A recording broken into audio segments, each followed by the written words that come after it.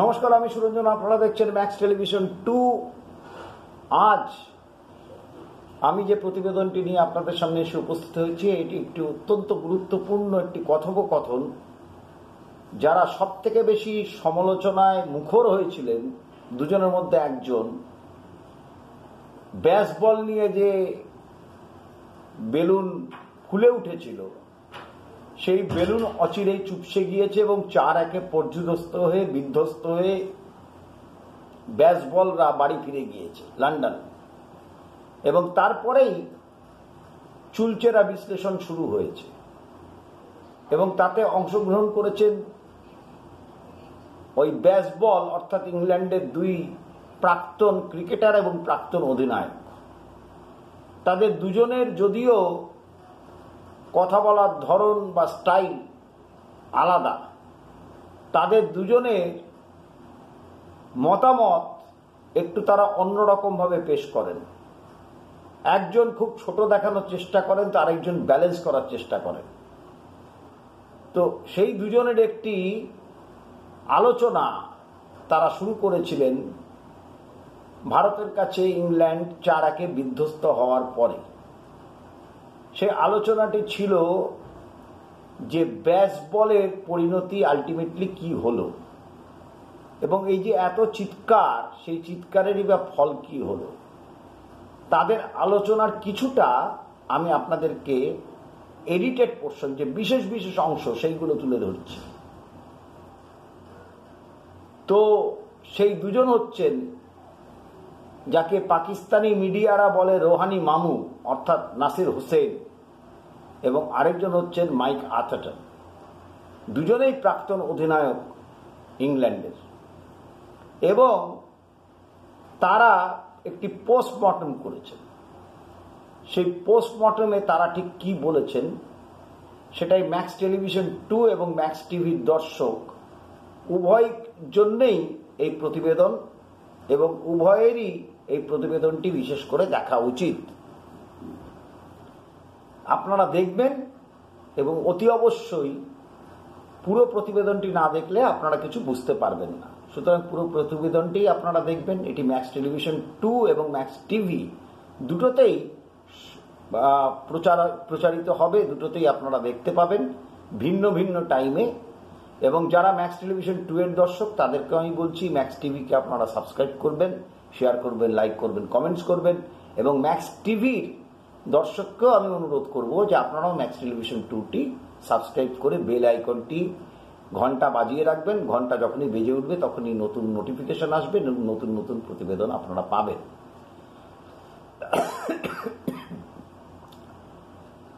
তাহলে প্রতিবেদনটি শুরু করা যাক। এবং প্রতিবেদনের শুরুতেই বলি, নাসির হোসেন এবং মাইক আথারটনের যে কথোপকথন, সেই কথোপকথনে একটি প্রশ্ন উঠে এসছে যে তারা এখন চিন্তা করতে শুরু করেছেন যে ব্যাসবলের আলটিমেটলি পরিণতিটা কি। কারণ আপনাদের মনে থাকবে, যখন প্রথম খেলাটায় ভারতীয় দল হেরে গিয়েছিল ইংল্যান্ডের কাছে হায়দ্রাবাদে, তারপরে তাদের ব্রিটিশ মিডিয়া থেকে শুরু করে এই মাইক আথারটন একটু ব্যালেন্স করে কথা বলেন, বিশেষ করে নাসির হোসেন এবং বিভিন্ন যারা বিশেষজ্ঞ, তাদের প্রাক্তন ক্রিকেটার, তারা সবাই কিন্তু বলতে শুরু করেছিলেন যে এইবারে কিন্তু সিরিজটা ইংল্যান্ডই জিতবে, অর্থাৎ ব্যাসবল জিতবে।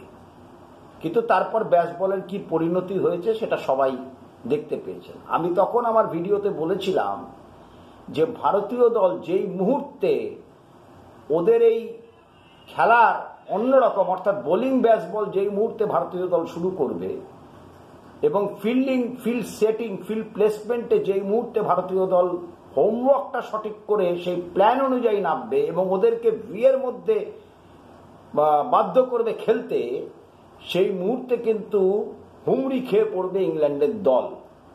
এবং প্রথম টেস্টের পরেই সেটা কিন্তু দ্বিতীয় টেস্টে রাজকোট, তারপরে রাঁচি, তারপরে লাস্টেরটা ধর্মশালা, তো সব জায়গাতেই সেটাই কিন্তু পরিলক্ষিত হলো যে ব্যাসবল হুমড়ি খেয়ে পড়লো যেই মুহূর্তে তাদের প্লেয়ারদেরকে বেঁধে দেওয়া হলো নির্দিষ্ট ফিল্ড সেট করে এবং বোলারদেরকে বলা হলো যে যে লাইনে বোলাররা বল করবেন, বোলাররাও রিয়েলাইজ করলেন যে ওদেরকে কিভাবে বল করতে হবে এবং একদিকে ফিল্ড সাজিয়ে বল করতে হবে।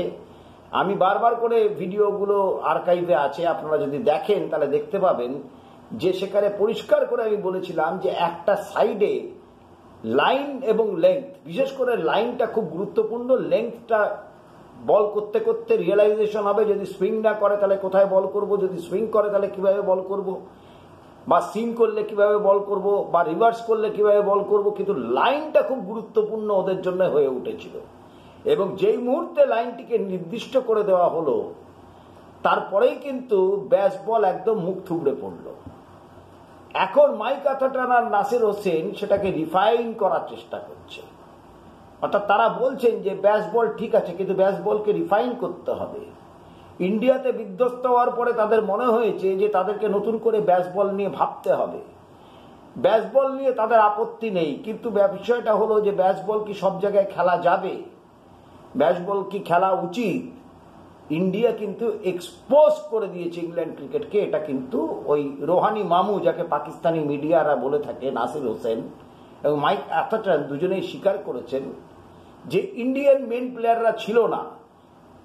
ইংল্যান্ডের ব্যাটিং লাইন আপ কিন্তু প্রচন্ড শক্তিশালী ছিল। বোলিং লাইন আপে পেসের জায়গাটা কিন্তু খুব খারাপ ছিল না, যেখানে 700 উইকেট যিনি নেন জিমি অ্যান্ডারসন, তিনি যে দলে থাকেন, মার্কউডের মতো ফাস্ট বোলার যেখানে থাকেন, অলি রবিনসন যেখানে থাকেন, তাদের স্পিনিং ডিপার্টমেন্টটা উইক ছিল, কিন্তু তাদের ব্যাটিং লাইন আপ কিন্তু যথেষ্ট শক্তিশালী ছিল। নামি দামি সব প্লেয়াররাই তাদের দলে ছিলেন। কিন্তু তাদের যেটা গায়ে লেগেছে যে ভারতীয় দলে নামি দামি প্লেয়াররা না থাকা সত্ত্বেও ভারতের জুনিয়র ছেলেরা কি করে এইভাবে ম্যাচগুলোকে বার করে নিয়ে চলে গেল। এবং তাদের আরো গায়ে লেগেছে যে তারা স্পিনের কাছে সারেন্ডার করলেন। তারা প্রথম দিকে পিচ নিয়ে চিৎকার চেঁচামেচি করলেও পরবর্তী সময় পিচ নিয়ে এই তথাকথিত নাসির হোসেন এবং মাইক আথাটান কিছু বলতে পারেননি। তারা স্বীকার করতে বাধ্য হয়েছেন যে যথেষ্ট ভালো পিচে খেলা হয়েছে এবং সেখানে আমরা খেলতে পারিনি, ব্যাস বল ব্যর্থ হয়েছে। এবং ব্র্যান্ডন ম্যাককালাম তো স্বীকারই করেছেন, আমি শর্টসের মাধ্যমে আপনাদেরকে জানিয়েছিলাম বা ভিডিওর মাধ্যমেও জানিয়েছি যে ইংল্যান্ড টিম ব্যাডলি এক্সপোজড। সেই জায়গা থেকে দাঁড়িয়ে যে তারা যেরকম তারা জ্যাক ক্রলি সম্বন্ধে বলেছেন যে খুব ভালো শুরু করেছেন, 40, 50, 60, 70 রান করেছেন, কিন্তু তারা কিন্তু সেই রানটাকে জ্যাক ক্রলি কিন্তু বড় রানে পরিবর্তিত করতে পারেননি। একটা খেলাতে অলি পোপ 196, আর একটা খেলাতে বেন ডাকেট 152 করতে পেরেছিলেন। তারপরেই কিন্তু বোতলবন্দি করে দিয়েছিল ভারতীয় বোলাররা। অর্থাৎ যেই মুহূর্তে বেন ডাকেটের সুইপ, রিভার্স সুইপ বন্ধ করে দিয়ে এবং যেই মুহূর্তে রোহিত শর্মা বলেছেন এই সিরিজে আমি ক্যাপ্টেন্সি করতে এসে, অধিনায়কত্ব করতে এসে অনেক কিছু শিখেছি, নিজেকে প্রতি খেলায় নিজেকে ইমপ্রুভ করেছি, এটা কম বড় স্বীকারোক্তি নয়। রোহিত শর্মার মতো এত অভিজ্ঞ প্লেয়ার তিনি বলছেন যে এই সিরিজ থেকে আমি অধিনায়কত্বের অনেক কিছু নতুন নতুন শিখেছি। এবং যেমন ধর্মশালাতে সেকেন্ড ইনিংসে সেকেন্ড নিউ বলে অশ্বিনকে দিয়ে কিন্তু শুরু করা হয়েছিল এবং বেন ডাকেট কিন্তু আবার অশ্বিনকে উইকেটটি দিয়ে চলে গেছেন। 3বার 4বার বেন ডাকেট আউট হয়েছেন অশ্বিনের কাছে। যেই মুহূর্তে অশ্বিন তাকে কোনো জায়গা দেননি মারার, যেই মুহূর্তে তাকে মিডল্যান্ড অফ লেংথের লাইনের ওপরে বল করে গেছেন একটা সাইডে, এবং এমন একটা লেংথে এমন একটা ভেরিয়েশনে অশ্বিন বল করেছেন, অশ্বিনের অভিজ্ঞতা দিয়ে বেন ডাকেট কিন্তু তাকে মানে রিলিজ শট যেটাকে বলে সেটা করতে গিয়ে উইকেটটি ছুড়ে দিয়ে গেছেন। ওই 152 পরে কিন্তু বেন ডাকেট আর সেইভাবে সফলতা পায়নি। জ্যাক ক্রলি কিন্তু 70, 75, 80, 84 করার পরে বড় রান করতে পারেনি। ধর্মশালাতে সেকেন্ড ইনিংসে লেগ স্লিপে সরফরাজ খানের হাতে অশ্বিনের বলে ক্যাচ দিয়ে আউট হয়ে গিয়ে 0-তে ফিরে চলে গিয়েছেন, অনেকক্ষণ ক্রিজে ছিলেন। এবারে ব্যাস বলের পরিণতিটা কি হয়েছে? 72টা 6 ভারতীয় দল মেরেছে, 29টা 6 মেরেছে হচ্ছে ইংল্যান্ড, আর 72টার মধ্যে 26টা 6 একা জয়সওয়ালই মেরেছে। সুতরাং তাহলে ব্যাস বল কারা খেললো, এইটা নাসির হোসেন এবং মাইক আথাটানকে খুব পীড়া দিয়েছে। তারা ভেবেছিলেন যে এই বাচ্চা বাচ্চা ছেলে তাদেরকে আমরা হারিয়ে দিতে পারবো, কিন্তু তারা পারেননি যেভাবে আমরা শুরু করেছিলাম। তো ব্যাস বলের বেলুন চুপসে গিয়েছে। তৃতীয়ত তারা বলছেন যে তাদের এখন নতুন করে চিন্তা ভাবনা করতে হবে। 4 বছরের কন্ট্রাক্ট আছে, তাদেরকে অনেক কিছু ভাবতে হবে, তাদেরকে চিন্তা করতে হবে যে তাদের ব্যাস বল তারা খেলুক ঠিক আছে, কিন্তু তাদের পরিস্থিতি পরিবেশ অনুযায়ী মানিয়ে চলতে হবে। তারা পরিষ্কার করে স্বীকার করছেন যে স্পিনের এগেনস্টে বা পেসের এগেনস্টে তাদের শুধুমাত্র অফেন্স থাকলে চলবে না, ডিফেন্সটাও থাকতে হবে। সেই ডিফেন্স যদি না থাকে আর শুধুমাত্র অফেন্স করে জেতা যাবে না। যার জন্য রোহিত শর্মাকে ব্যাস বল নিয়ে প্রশ্ন করা হলে রোহিত শর্মা পরিষ্কার করে বলেছেন যে ব্যাস বলটা ঠিক কি সেটা আমি ঠিক আমার কাছে ক্লিয়ার নয়। ব্যাস বল মানে কি, hit out and get out, নাকি ব্যাস বল মানেটা কি, মানে আলট্রা অফেন্সিভ একটুখানি ডিফেন্সিভ, ডিফেন্স না থাকলেও চলবে শুধু মারো। আর যখনই এই পরিস্থিতি তৈরি হবে, রান রেটের ক্ষেত্রেও দেখা গেছে ইন্ডিয়া কিন্তু সারা সিরিজে অন অ্যান অ্যাভারেজ 4-এর ওপরে রান রেট করেছে, রান রেটে এগিয়ে ছিল ইংল্যান্ডের থেকে। ইংল্যান্ড কিন্তু 3-এর 3.5-এর বেশি রান রেট করতে পারেনি। অর্থাৎ উল্টো দিক থেকে হচ্ছে ব্যাস বল কিন্তু ইন্ডিয়া খেলেছে, এবং সব থেকে বড় কথা বাচ্চা বাচ্চা ছেলেদের কাছে পর্যুদস্ত হয়ে বিধ্বস্ত হয়ে ইংল্যান্ডকে ফিরে যেতে হয়েছে। এখন তাদের মাথায় ঢুকেছে যে নতুন করে তাদের চিন্তা ভাবনা করা দরকার। এটা কিন্তু সিরিজের প্রথম ম্যাচের পরে দ্বিতীয় ম্যাচ থেকেই বলতে শুরু করেছিলাম। আমি বারবার করে আমার ভিডিওতে বলেছিলাম, যেই মুহূর্তে ওরা ব্যাস বল বলে যেটাকে চালাচ্ছে, আমরা যদি বোলিং ব্যাস বল নিয়ে আসতে পারি, আমরা যদি বুদ্ধিমত্তার সঙ্গে অধিনায়কত্ব করি, আমরা যদি তাদের খেলা অনুযায়ী তাদের যে খেলা সেই গেম প্ল্যানটাকে যদি আমরা নষ্ট করে দিই, আমরা যদি লাইনটাকে সঠিক রাখি এবং লেংথটাকে আমরা পরিবর্তন করি as per the pitch, as per the condition, তাহলে কিন্তু ইংল্যান্ডের কাছে কোনো জবাব থাকবে না। সেটাই কিন্তু বাস্তবে রূপান্তরিত হয়েছে। তো তাই জন্যে এখন নতুন করে চিন্তা ভাবনা শুরু হয়েছে, প্রচুর পোস্টমর্টম হয়েছে। টম হার্টলি এত ভালো উইকেট নিয়েছে, শাহেব বশিরের মধ্যে তারা এখন অনেক পজিটিভ জিনিস খুঁজে পাচ্ছে। এইসব পজিটিভ কি পেল সেটা খুঁজে পাওয়ার চেষ্টা হচ্ছে, আর মানে তাদের কি প্রবলেম সেটাকে খুঁজে পার করার চেষ্টা হচ্ছে। তো কোনো টিম যদি 450 ওভারের খেলাতে টোটাল ব্যাট করে 115 ওভার, একটি ম্যাচ বাদ দিলে, তাহলে সেই টিম যে 5 দিনের টেস্টে জিততে পারবে না সেটা খুব স্বাভাবিক। তাই জন্য তারা WTC চ্যাম্পিয়নশিপে 9 নম্বর স্থানে রয়েছে। এবং বলছে বেন স্টোকস, মাইক আথারটন এবং নাসির হোসেনের কথোপকথনে বেরিয়ে এসছে যে বেন স্টোকস 23টা ম্যাচের মধ্যে 14টা জিতেছেন, 8টা হেরেছেন। 8টার মধ্যে 4খানা ইন্ডিয়ার কাছে হেরেছেন, 4-1। এরকম বিধ্বস্ত হওয়ার বিগত 112 বছরে ইংল্যান্ড ভারতের কাছে হারেনি, এত বিচ্ছিরিভাবে হারেনি। সুতরাং তাদের এখন ওই পোস্টমর্টম চলছে। ব্র্যান্ডন ম্যাকালাম ফিরে গিয়েছেন নিউজিল্যান্ডে, এবার নতুন করে চিন্তা ভাবনা করবেন কোথায় কোথায় ইম্প্রুভমেন্ট দরকার। কারণ ব্র্যান্ডন ম্যাকালামকে যারা দেখেছেন তার ব্র্যান্ডন ম্যাকালামের ডিফেন্স ভালো ছিল না। তো সুতরাং এটা ডিফেন্সের উপরে কতটা নজর দেবেন না তাদের ব্যাপার। তাদের বোলিং লাইন আপ নিয়ে প্রশ্ন ছিল না, কিন্তু তাদের বোলিং লাইন আপে অনভিজ্ঞ জায়গাটা যেটা ছিল সেটা হচ্ছে স্পিনিং ডিপার্টমেন্ট। এবার যেই জায়গায় ইংল্যান্ড রয়েছে এই লজ্জাজনক হারের পরে, তারা এখন টোটাল স্ট্যাটিস্টিক দিয়ে বোঝানোর চেষ্টা করছেন যে বেন স্টোকস কতখানি সাকসেসফুল। আর বলছে জয়সওয়াল যেভাবে খেলেছে সেভাবে কিন্তু জয়সওয়াল কাউকে নকল করে খেলেনি, যেভাবে রোহিত শর্মা খেলেছে সেটা অসাধারণ। এবং রোহিত শর্মা অধিনায়ক হিসেবে নিজেকে পরিণত করেছেন, বারবার করে নিজের যে ভুল ত্রুটি সেগুলোকে শুধরেছেন। রোহিত শর্মা অনেক বেশি প্রোঅ্যাক্টিভ ছিলেন বেন স্টোকসের চেয়ে। বেন স্টোকসের অনেক জায়গায় যেখানে ফিল্ডিংগুলোকে ক্লোজে আনা উচিত ছিল সেখানে আনেননি।